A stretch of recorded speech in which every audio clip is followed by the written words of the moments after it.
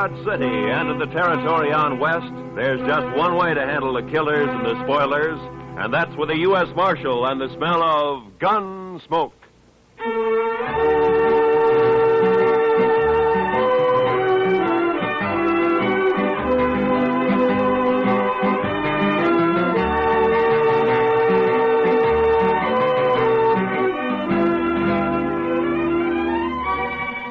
Gunsmoke, starring William Conrad, the transcribed story of the violence that moved west with young America, the story of a man who moved with it, Matt Dillon, United States Marshal.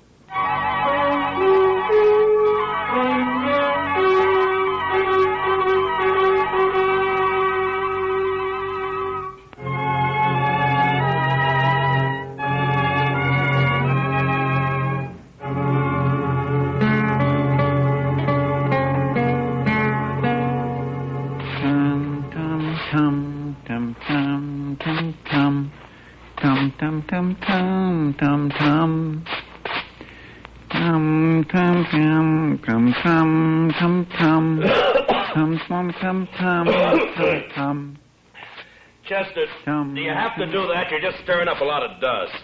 Well, cleanliness is next to godliness, Mr. Dillon. Yeah, I know, Chester, but all you're doing is getting it off the floor into the air. Man can hardly breathe in here. All right, Mr. Dillon. I'll do my sweeping later. Yeah, good. My mother taught me that, Mr. Dillon. Taught you what, Chester? That cleanliness is next to godliness. She was a fine woman, too. Oh, look, Chester, it's a good saying, and it's probably true, and I got nothing against your mother, except that she also should have taught you how to sweep. Well, maybe she just didn't have the time, Mr. Dillon. You see, there was an awful lot of us, and what with chores and... Oh, hello, Doc. Come on, I'll buy you a drink. What? Doc said he'd buy you a drink, Mr. Dillon. He really said that? You coming? Doc, you got to quit throwing your money around the way you do. Maybe you don't need a drink. No, wait a minute, Doc. I'm with you. I'll tell you all about it when I get back, Chester. I'd be mighty interested, Mr. Dillon.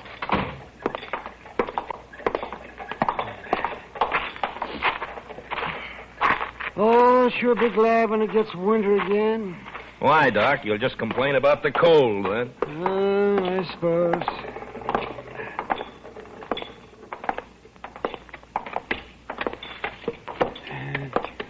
You go sit with Kitty, Matt. I'll bring a bottle. Okay, Doc.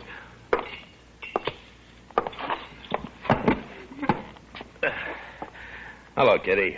Hello, Matt. What are you and Doc up to? He wants someone to talk to, so he picked me. And you. Fine. I'm a good listener.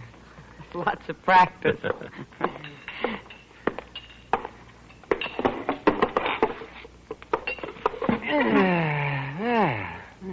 What are we celebrating? Let's see here. We'll drink to a fellow that you don't know. Cain Vestal. Well, here's to him. Yeah? Here's to him. Yes, he'll be dead in a couple of months. What? That's what I told him. What do you mean, Doc? Well, I'm not the only one who's told him that. I'm just the last. Well, who is this Cain Vestal, Doc? Oh, he's just a fella. Came in on the train last night, leaving for Arizona to die in Arizona. He's a musician. He plays the guitar, he tells me. Well, how's he gonna die? Consumption. He's got it bad. I'm the last doctor who's going to ask about it, he says. Oh, poor fella. Yes, climate out there, keep him going for a little while longer. I don't know. He's such a sad man for some reason. Well, who wouldn't be, Doc? No, Kitty. I think Cain's been sad for a long, long time. He's a very nice fellow, too. Nothing can help him, huh? No, nothing. You know, it's a funny thing, Doc. I'm just sitting here thinking. Sometimes you have to tell men they're going to die. Sometimes I have to. Yeah, that's right, man. Oh, let's see. There is. See that fellow with the car there? He just came in. No. Yeah, I don't think he knows anyone around here. You mind if I ask him over? Sure. your party, Doc. Oh, good. Cain? Cain? Over here?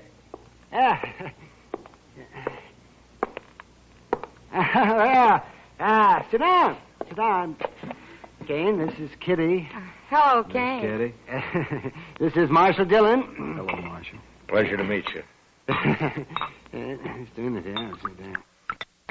There we are. Have a drink. Well, thank you, Doc. This your first trip west, Cain? Yes, Marshal, it is. Oh, well, where are you from? No place in particular, Miss Kitty. I seem to spend most of my life on the Mississippi River. I thought you were a musician. I am. I was hired to ride the river boats and play my guitar for the passengers. Oh. Well, at least you've had a constant change of scenery. Yeah. After 20 years of going up and down that river, it got pretty familiar, Marshal. Well, Cain, I know a young fellow back in St. Louis before the war, and he was learning to be a river pilot. Say, I wonder if you ever ran into him. Name of Clemens, Sam Clemens? No, Doc, I don't believe I did. Oh, he was a very amusing fellow. He was just chock full of stories. You leaving Dodge tomorrow, Cain? I'm headed for Arizona, Miss Kitty. No reflection on Dodge, though. If you hit a place out there called Tombstone, I wish you'd look up Virgil Earp for me. Tell him I sent you, huh? Thanks, Marshal. I'll do that. Say, Cain, I wonder, could I ask you a favor? Why, certainly, Miss Kitty. Anything at all. Or would you play something for us? I had an idea that's what it'd be. Anything in particular? Oh, play something you like, Cain. Another girl I knew used to like this one.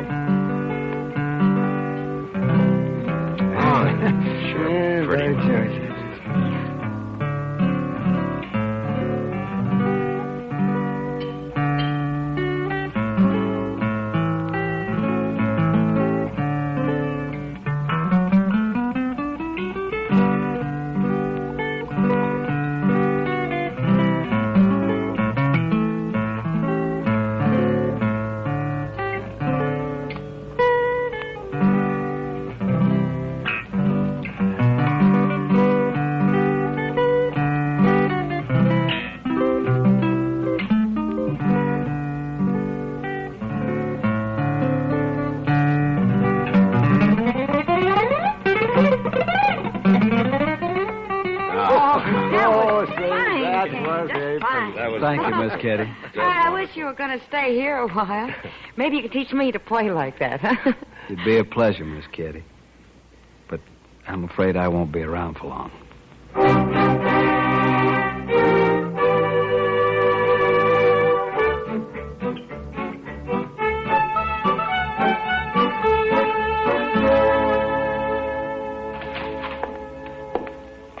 Morning, Mr. Dillon. It's, noon, Chester.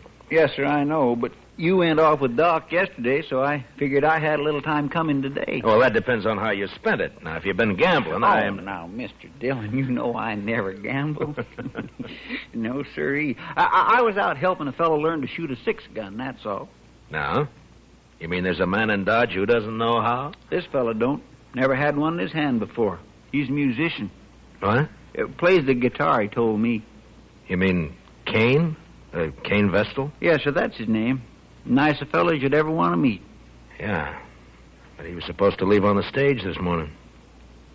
And what's he done with his six-gun anyway? Well, I don't know, Mr. Dillon. He just come by here early this morning and asked me if I'd teach him. Now, where'd he get the gun? Said he'd just bought it. Anything wrong, Mr. Dillon? No. just doesn't add up somehow, that's all. Oh, well, he won't cause any trouble. He's not the sort. You never know, Chester. No, sir. My Kitty looks pretty this morning. She's got a yellow parasol, Mr. Dillon. Kitty? Oh, I think I'll go see her for a minute. I'll be right back, Chester. Yes, sir, Mr. Dillon.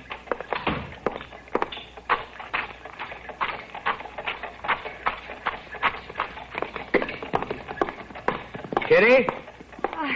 Hello, Matt. Kitty, I'd like to talk to you for a minute. Oh, sure. What is it? I'm curious about something, Kitty. Maybe you can help me. Maybe. How long was Cain Vessel with you yesterday? Cain. Oh, well, he didn't leave till evening. Why? Well, he didn't go out on the stage this morning, and he's bought himself a 6-gun. You any idea why? A gun? Huh? Doesn't sound like Cain. Anything happened yesterday, Kitty, or did he tell you anything? Oh, yeah. There was one thing, Matt. Joel Adams and a couple of his men came in. Yeah? Cain got pretty upset when he saw him had a bad coughing spell. Oh? Later, he asked a lot of questions about Adams. Well, what'd you tell him? Just that Adams is a big landowner around here, that nobody who isn't working for him likes him very much.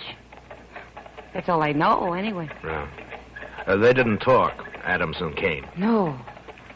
I don't think they even know each other. Well, anyway, he sure isn't the sort to be packing a gun. Now, you'll just get into trouble, Matt. Yeah. Where's he staying, did he say? Dodge House, I think. Yeah. Thanks, Kitty. I'll see you later.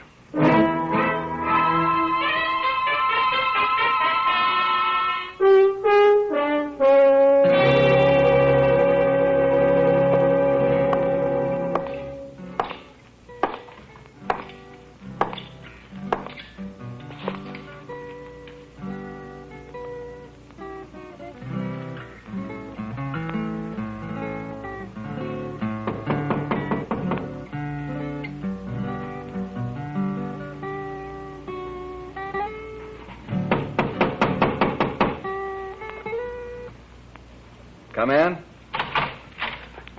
Hello, Cain. Why, Marshal Dillon. Come in, come in. Thank you.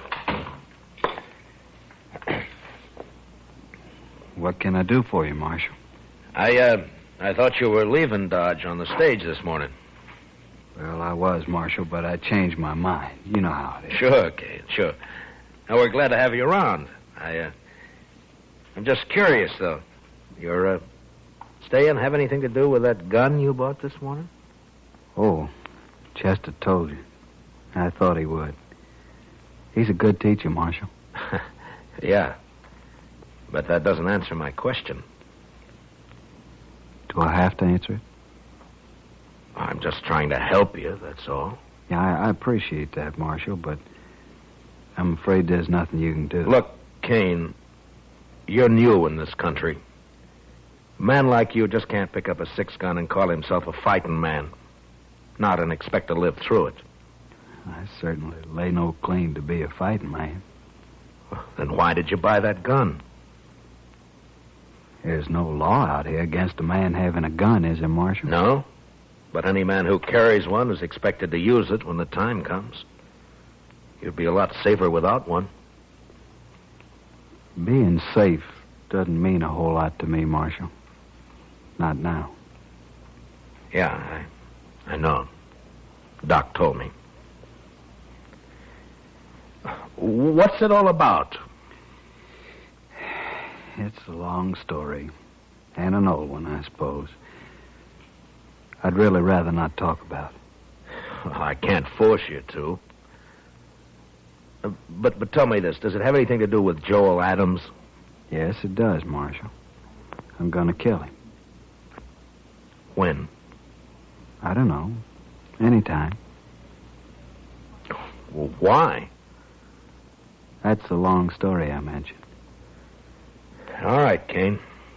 But if you try to face him, he'll kill you before you got that gun halfway out of your belt. And if you shoot him any other way, you'll hang for it. You've forgotten something, Marshal. What? No matter what I do, I'm going to die soon anyway. A month or two isn't going to make any difference. You hate Adams that much? I wouldn't kill a man I didn't hate, would I? I didn't think you were the sort of man who'd kill anyone. Only Joel Adams, Marshal. Then I gotta warn him about you. Well, I understand, Marshal. It's all right. He doesn't know me anyway. Never even saw me before. But you want to kill him? Yes, sir. Well, I'll take your gun away from you, but you'll just find another one. And I can't arrest you unless I catch you trying to bushwhack him. I'm sorry for the trouble I'm causing you, Marshal. You know, I've never had to deal with a man like you before, Cain. Maybe I ought to just tie you up and throw you on that stage. You could. But I'd just come right back. Yeah, I guess you would. I'm sorry this has to happen here in Dodge, Marshal. Then why don't you leave? I guess I hate Joel Adams too much. All right, Cain, I'm through trying to convince you. So long. Goodbye, Marshal.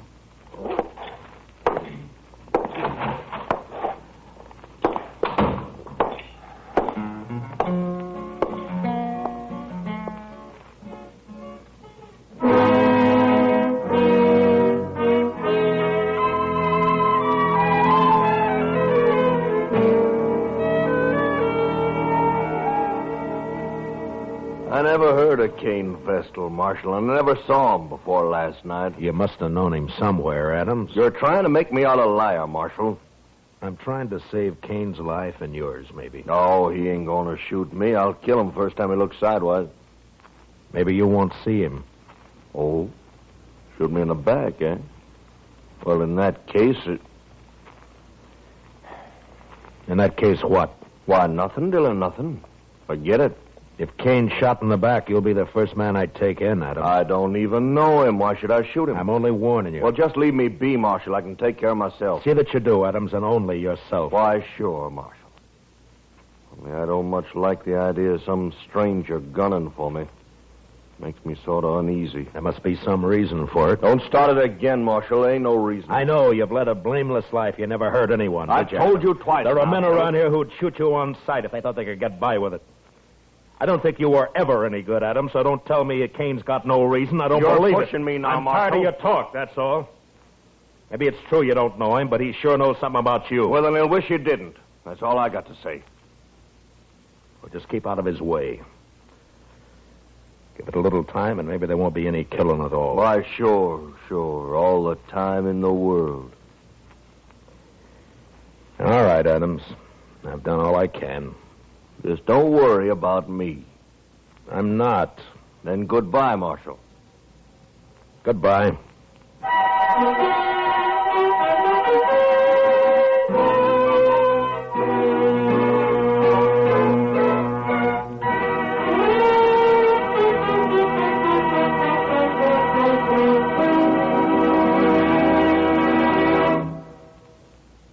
We will return for the second act of Gunsmoke in just a moment. But first, the poignant story of Jane Froman, adapted from the movie With a Song in My Heart, was selected by you listeners through a national magazine as the one you would like most to hear on Lux Radio Theater. So this Monday night, listen for Susan Hayward, Rory Calhoun, David Wayne, Thelma Ritter, and Bob Wagner of the movie cast when CBS Radio presents Lux Radio Theater. Now, the second act of Gunsmoke.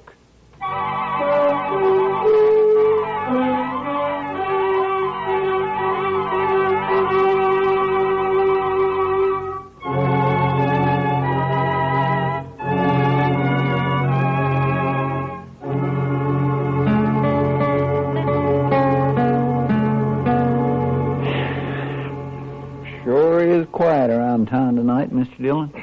Yeah. There's a trail herd due in a couple of days. I suppose business will pick up then.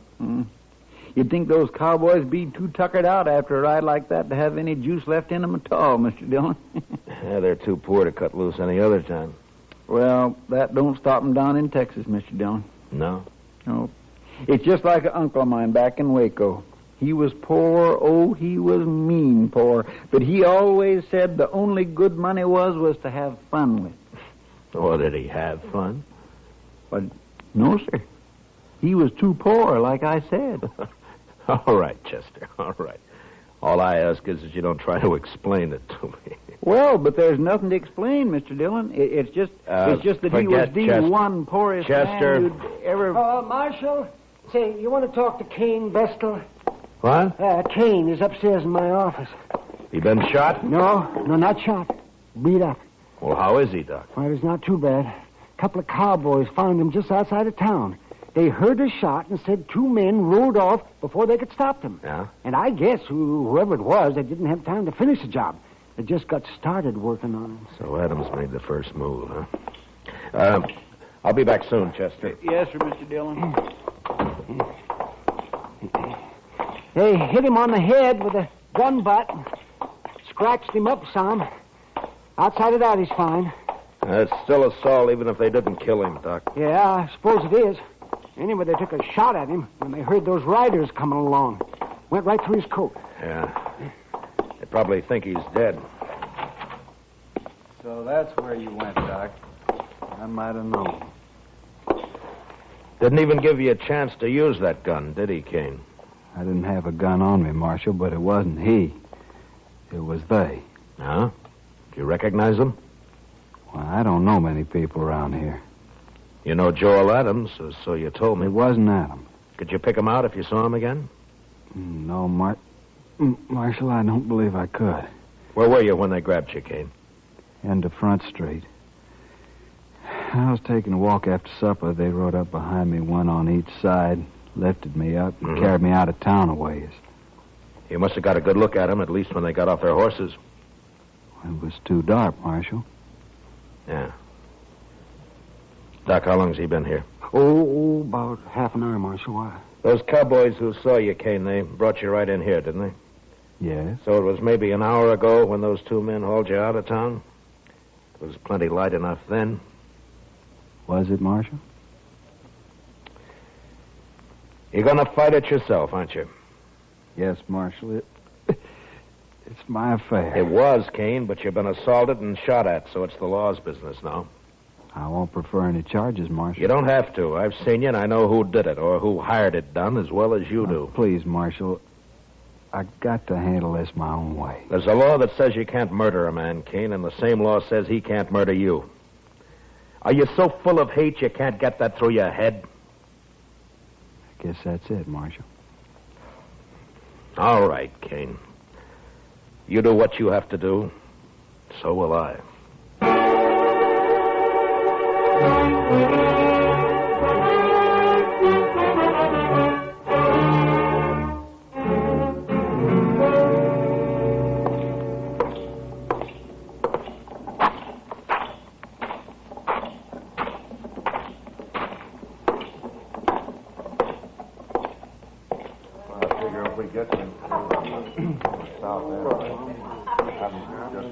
Hello, Adams.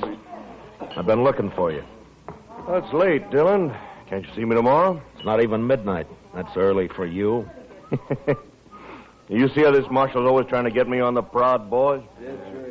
These boys of yours play pretty rough themselves, Adams. Meaning? Didn't they tell you Tell me what? what they did to Cain Vestal? They did not kill Cain Vestal, and you can't prove it. No, Adams, I can't. Cain isn't even dead. What? You know, I'm curious, Adams. Why'd you think he might be? Why, somebody said he got himself hurt. Joel Adams. You arranged this, Marshal. You know I didn't. Who is he? What does he want? Hello, Joel Adams. Don't strain yourself so you don't know me. Who are you? Cain Vestal. But my name doesn't matter. What are you haunting me for? I never saw you before in my life. That's true.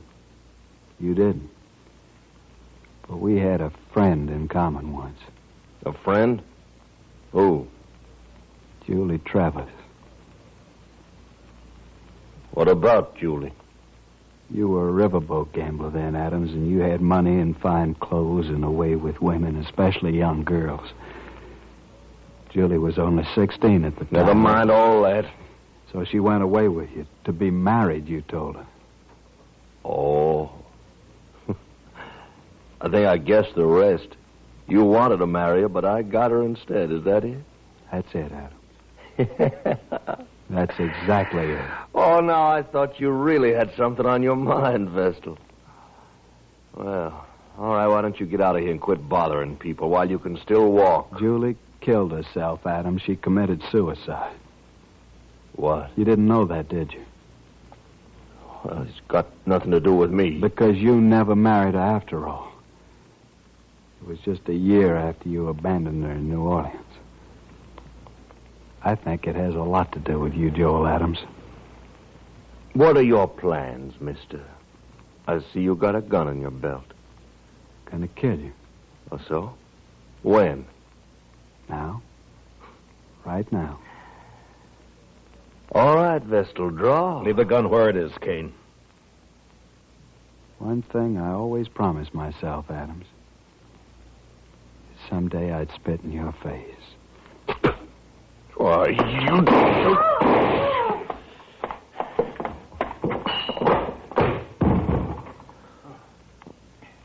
Give me the gun, Adams. There. He's dead. Well, he was going to kill me. You heard him.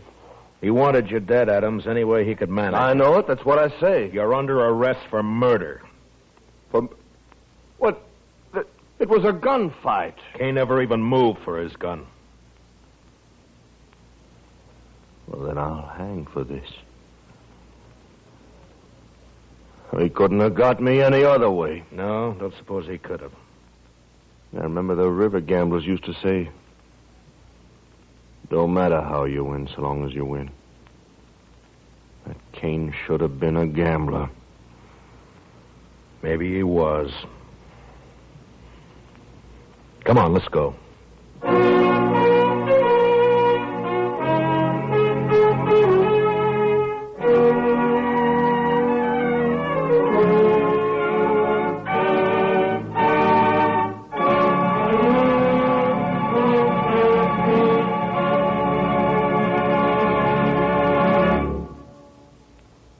Gunsmoke, transcribed under the direction of Norman MacDonald, stars William Conrad as Matt Dillon, U.S. Marshal.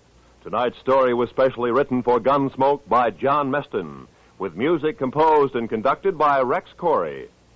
Featured in the cast were Harry Bartell and Lawrence Dobkin. Parley Bear is Chester, Howard McNear is Doc, and Georgia Ellis is Kitty. And now for a special announcement. There have been many requests for information regarding our theme.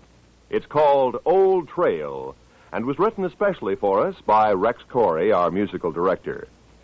If you will write to Gunsmoke in care of your local CBS radio station, we will try to give you whatever specific information you may desire. Gunsmoke is heard by our troops overseas through the facilities of the Armed Forces Radio Service. Join us again next week as Matt Dillon, U.S. Marshal, fights to bring law and order out of the wild violence of the West in Gunsmoke.